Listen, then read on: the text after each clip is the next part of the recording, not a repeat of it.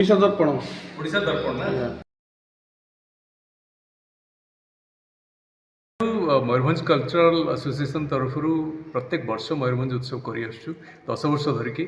ए वर्ष आम मयूरभंज उत्सव करने अंटा भिड़ू। यहाँ हूँ 11तम मयूरभंज उत्सव जनवरी 30 जनवरी 31 और फेब्रुआरी 1 उत्कल मंडप भुवनेश्वर ठारे आम करने जाऊँ। प्रत्येक वर्ष भली आम मयूरभंजर विभिन्न जगार कलाकार मान को नहीं आसुचु एवं मंच दौचु तांको से छौ हो झुमर हो आदिवासी नृत्य हो सांताली नृत्य हो बा कंटेम्परारी डांस भी हो सबू कलाकार माने आम मयूरभंज आसती विभिन्न जगार एवं गोटे आमर जो उद्देश्य रही जे से कलाकार मान को जो मैंने बड़ मंच पाऊना गोटे भुवनेश्वर भली मंच आणवा और लोक मान पाखे गोटे प्रतिष्ठित कराइबा यही उद्देश्य आम यहाँ करुचु। केवल सांस्कृतिक कार्यक्रम नुहे आमर मयूरभंज खाद्य जमतीक दला खिचड़ी रामरोचक तरकारी आम पिठा आमर मुढ़ी मांस तार मध्य स्टल लगुच आमर हैंडलूम हैंडीक्राफ्टर स्टल लगुच आम स्टेज बैकड्रप आमर गेट आमर ये सब जिनस मयूरभंजर विभिन्न दर्शनीय स्थान को लेकिन तैयारी कराए प्रत्येक वर्ष। तेणु आम गोटे मयूरभंजर माटीर बास्ना मयूरभंज माटीर गोटे महक देवाई सब चेष्टा करूँ। तेणु एथर से प्रचेषा रही आम ओडिया सिनेमा सहित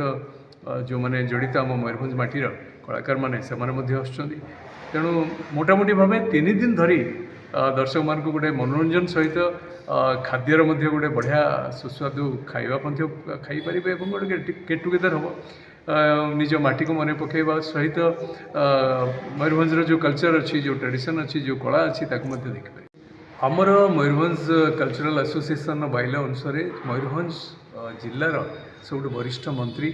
आमर प्रेसिडेंट होती से क्रम एवं कृष्णचंद्र महापात्र महोदय जी मंत्री अच्छा सी आमर प्रेसिडेंट अच्छा एवं वर्किंग प्रेसिडेंट अच्छा आउ जड़े मंत्री महोदय जी कि गणेश राम सिंह घुंटिया सी आमर उत्सव कमिटीर चेयरमैन अच्छा।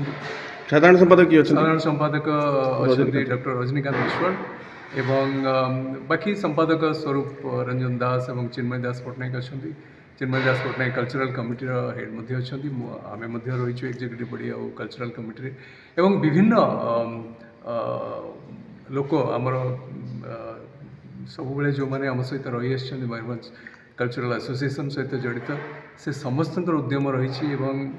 वर्ष पर वर्ष आम एकाठी अच्छु एवं गोटे निज माटी किसी कर गोटे कथा नहीं कि आम अंटा भिड़ीचु। तेणु मयूरभंज उत्सवर उत्पत्ति से आरंभ एवं चाहूँ 10 वर्ष बीती 11 वर्ष आम पहुँचीगलु। तेणु आशा करछु लोक मान भल पाइबा जमी आगुरी रही आसी।